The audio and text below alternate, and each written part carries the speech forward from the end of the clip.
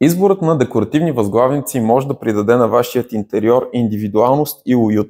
Ето няколко съвета за ефективното комбиниране на цветове и текстури. Цветове. Изберете 2-3 основни цвята, които да използвате. Те могат да съответстват на цветовете в стаята или да контрастират с тях. Включете неутрални цветове като бяло, сиво и бежево като основа, на която да изградите акценти. Слоеве и текстури. Комбинирайте различните текстури. Меки плетива, сатен, велур или памук. Това добавя дълбочина и интерес на пространството. Добавете възглавници с релефни текстури или везени детайли, за да създадете визуален интерес. Размер и форма. Комбинирайте възглавници с различни размери, малки, средни, големи, за да създадете динамика. Например, по-големи възглавници могат да бъдат разположени по-назад, по-малките по-напред. Не се ограничавайте само с квадратни възглавници. Използвайте и кръгли и правоъгълни форми, за да добавите разнообразие. Това бяха няколко съвета за избор на декоративни възглавници. И тъй като това е много важна тема, очаквайте второто клипче.